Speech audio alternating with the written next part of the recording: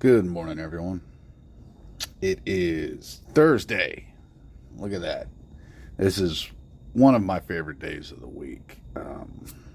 Honestly, I work in a job. We're lucky enough, that Monday and Thursday, Tuesday's not too bad, but Monday and Thursdays are kind of my more favorite days of the week. They're just a little bit less busy in my office. There's less people here. It just makes it kind of nice. So yeah, today we're going to talk about a bunch of nothing. I am going to talk about the contest or game challenge that I've been competing in this year. Kind of give you guys, I don't know, a look at it since we're 5 months in and I'm absolutely destroying the competition. Ugh. So, another thing I wanted to talk about, and we'll get to the game challenge in a minute. Another thing I want to talk about is one of my other favorite devices, and I've showed this on the channel before, and it's my Panic Playdate. Now, the reason this came about is I was looking at handhelds, my collection last night, and I was thinking about the fact that multiple times I mentioned that I got the DMG or my sponsor got the DMG for $300, $339. I always have it with me. I love my DMG right now. I'm playing through a few games on it, so it's always in my hands, or at least it's always being carried with me. And of course, it's got the badass carrying case, so I love it. Also, on the side of that, I have a couple people that are having issues with MooOS on the Cube. So I am working on figuring out everything that they have going. They're having issues, I think, with the new version of MooOS, Pixie. So I am working on that over here. I haven't been able to recreate their problems yet. So as of this morning, I'm just reflashing everything. So this is brand new setup for MooOS Pixie version. So, but let's talk about this because, my DMG ran us $330, and this runs about $300. And maybe it's the $300 handheld price range, but I love this thing. It is absolutely overpriced for what it is. I mean, don't get me wrong, I think it's a very high quality device. I mean, it's tiny. It doesn't have a backlit screen. I mean, this is super overpriced. But I think it's one of the coolest handhelds out there. It's interesting. And whenever you get tired of the norm, you know what I mean? Whenever you get tired of picking up the Trim UI brick, the Cube, whatever, and you're looking through the same game list on each handheld, and you can't quite figure out what to play. That's where this comes in, for me. I get to go through this and see if there's any new games I want to play, see what all came out. And a lot of times I'll check the catalog. Now, being how small it is, the catalog is a little annoying because it takes forever to load a game, which you'll be sitting there like, why is this game $15? And you'll wait for it to load just so you can see the pictures on it and decide whether or not it's something you like or want to try. But you can also get on like itch.io and pull a bunch of cheap games from there. Like, I think that's where I got Snake. I'm trying to find one of my favorites here. I don't think it was that one.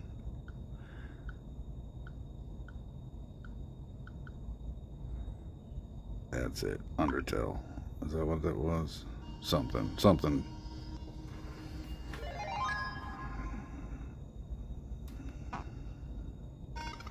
Yeah, and this one you don't really have to worry about that.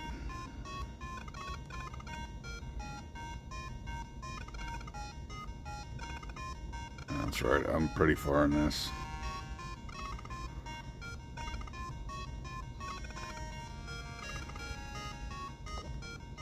I think I've almost beaten this one. Yeah, I'm towards the end of it, and I still have like a bunch of stuff I have to unlock. Like, this is my armory. You know, potions, shields. And then over here, I have my weapons.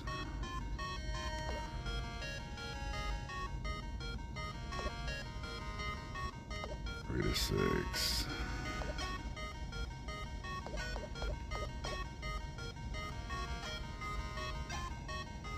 Hmm.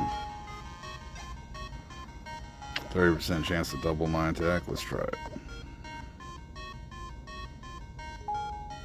And I'll take a potion too.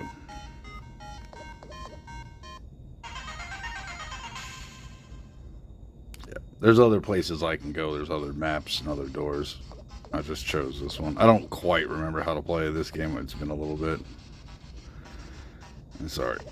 The screen keeps picking up me in the back.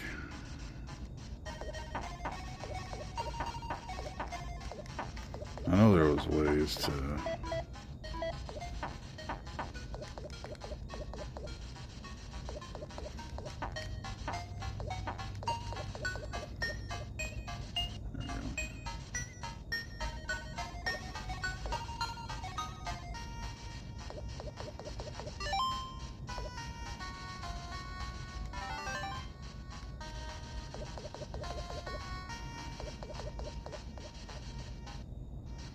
It's making it easy on me. 3rd floor, no issues.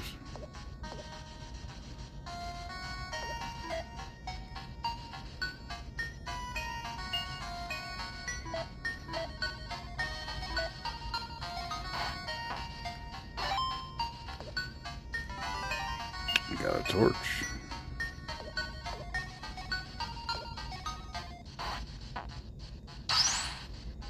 Yeah, you just press towards them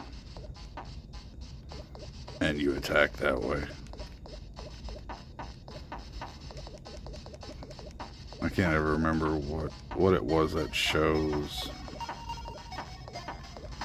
There it is. There's the wall.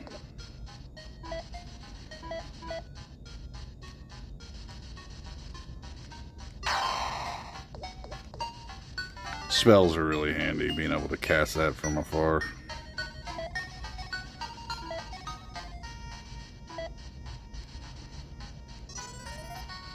Wow, I was almost dead.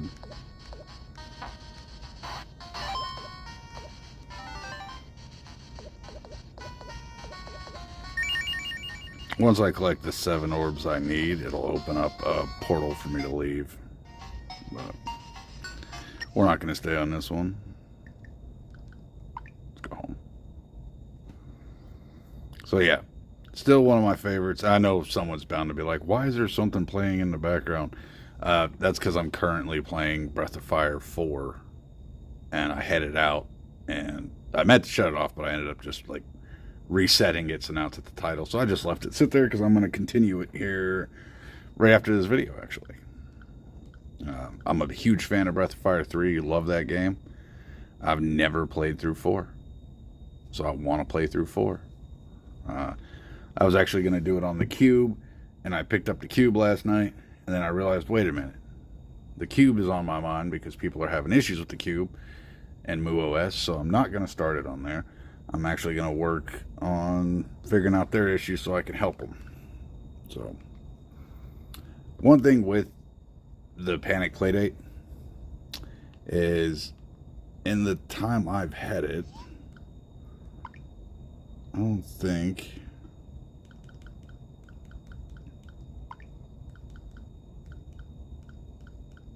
Oh. There is no way to, like, power it down. Wait, let me see if that'll do it. No, see, that doesn't do shit. That's the power button. No, you can sleep it.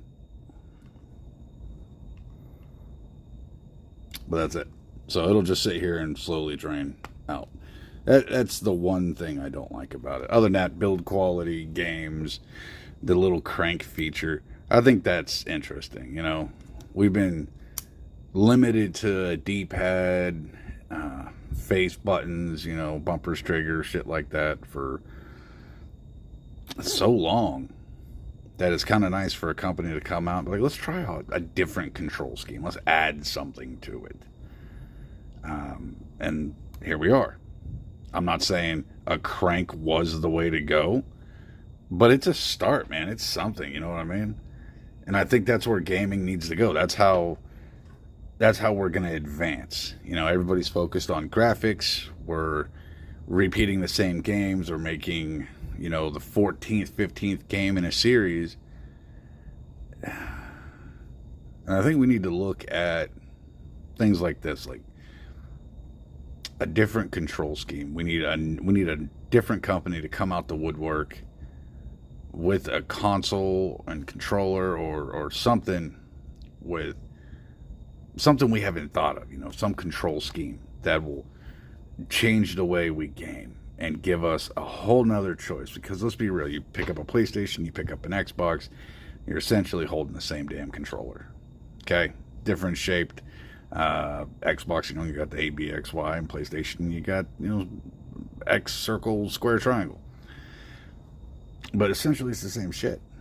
So when I seen this, I was like, this is really neat that they stepped outside, and was like, hey, let's, instead of just having a D-pad and face buttons, let's add a different control scheme so people, or creators, when they make a game, they can make use of this crank. Let's see.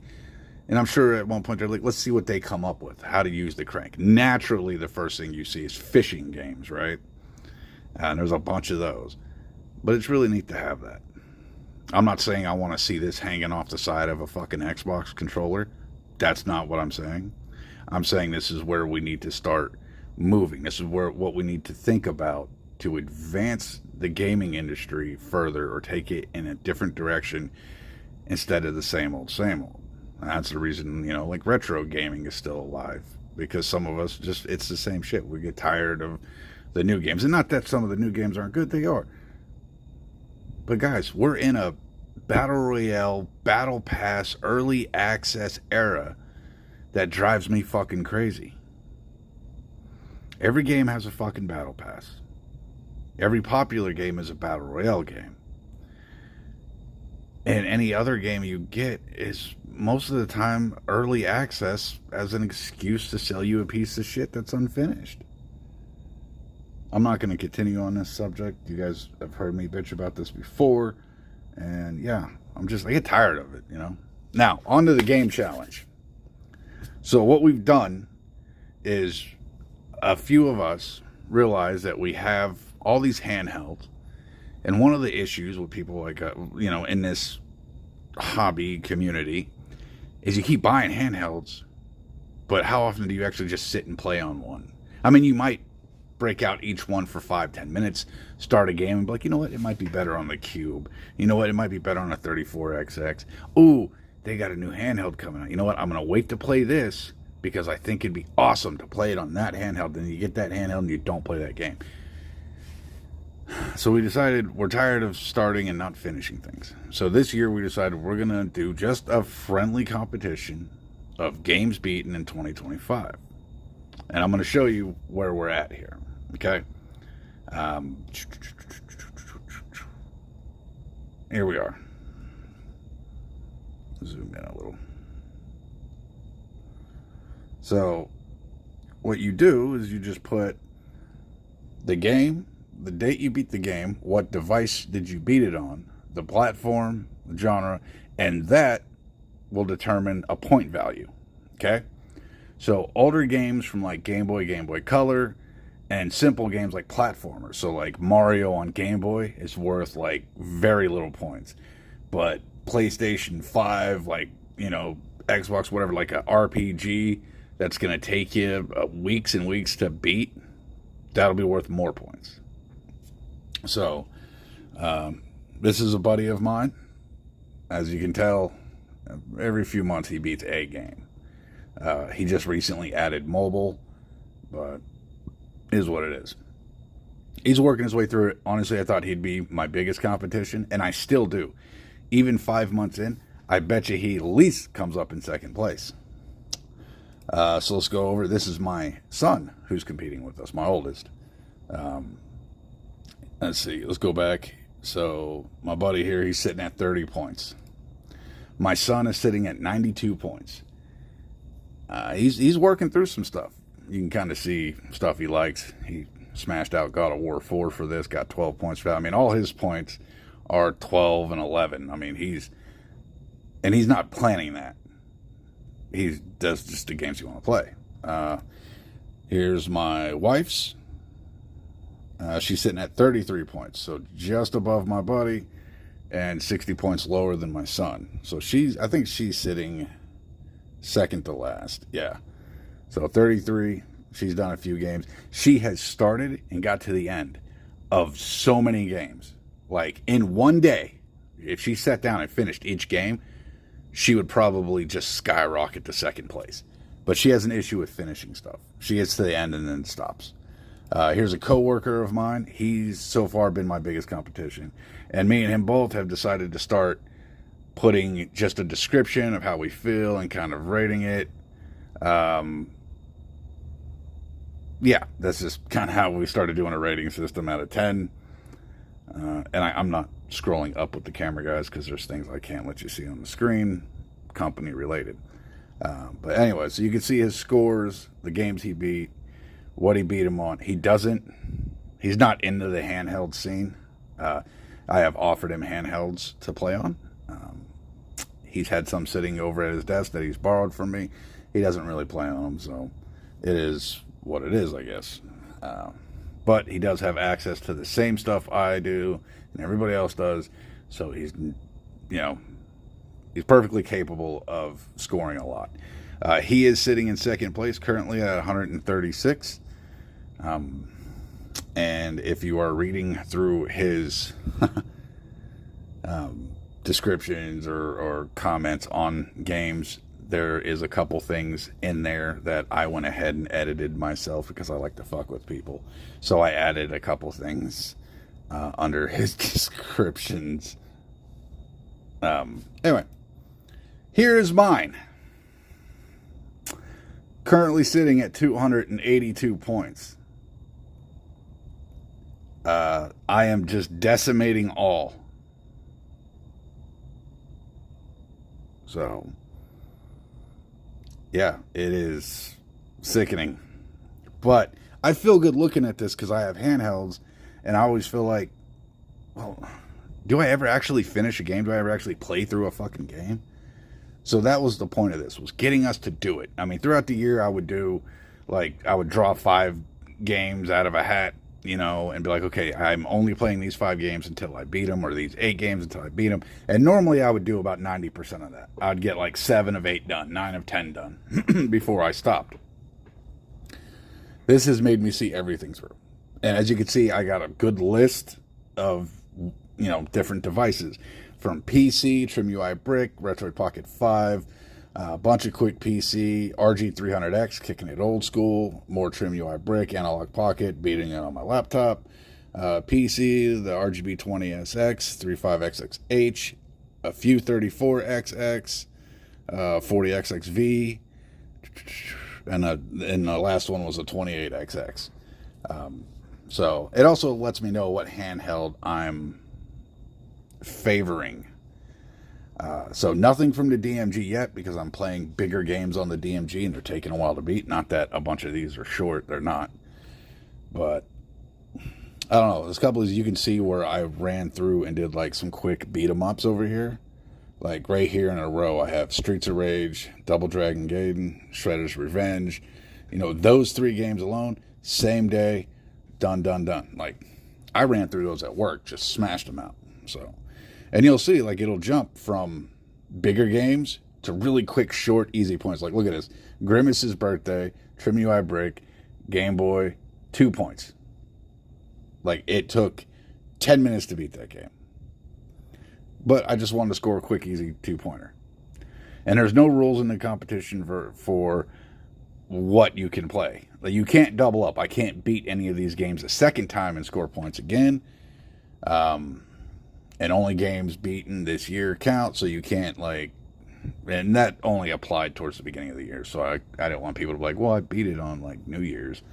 Nah. We're not doing that shit. So, yeah, it's a good way to actually see things through. So, anyway, guys, if you feel like you're not ever really playing through a game and you want to actually complete more, I suggest doing something like this with a group of people. You know, get a few people together, you know, set up a Google Sheet, Google Doc here, and see who just comes out on top. You know, talk amongst each other, get a point system going, figure out what's worth more, what's worth less, and just go. And the benefit of this is I can look at somebody else's page and see a game and see that they thought this game was amazing, high rated, read their description or their comment on it, their review, whatever. And I can discover games I never thought of. Like, I can be like, oh my God, I've never thought about playing this. I didn't realize it was that good. So it gives you that too. It helps you discover new titles. I mean, everybody else is getting a lot more out of me. They're looking at mine going, wow, I didn't ever think about playing this, or is that actually that good? Shit like that. I'm getting that a lot.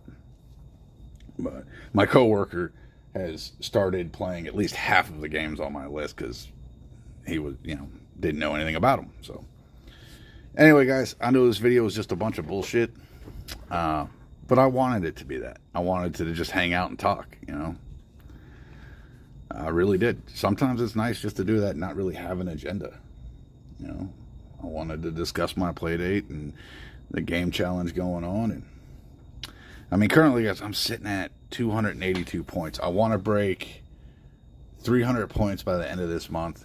And hopefully, this is a big task, but I want to see if I can get past 500 by the halfway point of the year. If I can get past 500 by the halfway point of the year, my goal will be 1,000 points by the end of this year. So periodically I will check back in with you guys, which will actually give me motivation to keep going and keep scoring. Let's see if I can do it, man. Let's see if I can get to 500 by the end of next month, and then see if I can get to 1,000 by December 31st. So if any of you out there actually start a challenge like this, or a little competition with some friends, or maybe you already have one going, let me know about it. Like, just hit me up in the comments, tell me about it. Like, would something like this motivate you to actually see it through and sit down and actually play a game start to finish? Because it's done that for me. I can tell you this year I've beaten more games than I have in the last few years. And it's all because of this challenge. It's motivated me to see him through. And looking at my list of 35, 36 games beaten, I'm very happy with that. That is a lot. And I have some favorites I want to get on here. I want Chrono Trigger, Breath of Fire 3, Breath of Fire 4, things like that. And the thing with the challenge, they can be games you've already beaten in your life, but you have to re-beat them. You have to start over. Start to finish, do it again. You can't do the same game twice, but it doesn't matter if you have beaten it in your past. As long as you do it again, start to finish, this year, it counts. So I have beaten Chrono Trigger in the past. I've beaten Breath of Fire 3 many times. I want to get them on the list this year. I can't let the whole year go by and not have my list of favorites on here. I already have Metal Gear Solid, multiple Metal Gears beaten on here, so I'm happy with that already. But I got to start knocking out some of my favorite RPGs. So Breath of Fire 3 and Chrono Trigger, and Lufia 2, Rise of the Sinistrals, Super Nintendo. Those three absolutely have to end up on this list. By the end of the year, I have to beat those 3 games. So I'm going to be working on that. All right, getting ready to end the video. We're going to stop it here. Right at the end, though, I'm going to throw this out there. I did look at the Anbernic 34XXSP info they released and looked at their colors. haven't been killing the game, man. I am getting a little tired of like the GameCube Atomic Purple. Like, oh man, you guys are always fucking, using that. And I mean, if it sells, whatever. I have the fucking GameCube RP5. I wanted the black one. It wasn't in stock. So since I didn't have anything purple, because that color don't mean shit to me, I went ahead and got it. I like it just fine. But I was looking at it. The yellow is the ugliest shit ever. And I get they're just, shit stomping fucking me with this, being like, look, we'll release the same colors, and I bet you our gray one doesn't break. I bet it doesn't either. But I am super excited about the 34XX SP. I have no idea why. I have clamshells and all this, but I don't know. It's the same screen as the 34XX. I really love that screen. I think it's great for Super Nintendo and Game Boy Advance. And you know what? I think I'll be really, really into the 34XX SP. Right off the bat. I mean, just looking at it, as long as the sticks are decent, a little better than the Mii Flip, I think I'll like it. And I'm excited. And it looks like the screen on the design, looks like the screen is slid back a little, like it's pushed back in a little more to fit better sticks. But the picture of the sticks did look like shit. So I don't know. We'll see. But that black one and that 16-bit or Super Nintendo looking one, both are absolutely gorgeous looking. And you know what? I honestly probably wouldn't hate the GameCube one. But the yellow one is fuck ugly. So... all right, guys, I'm going to end it here. Hopefully by tomorrow I figure out what's going on with MuOS for a bunch of my subscribers. Guys, I'm working on it. I'll be working on it on and off today. Hopefully I can figure out what's going on with Pico 8, why it's not working for you. I will get it figured out. If not, then I'll just tell you I can't. I'm sorry. But I am working on it, okay? Oh, shit. What is going on here? Oh, okay. Okay, yeah, I picked up the cube and it's acting all stupid, so we'll see. It's factory resetting. Wonderful. All right, guys, I will see you in the next episode. Yeah,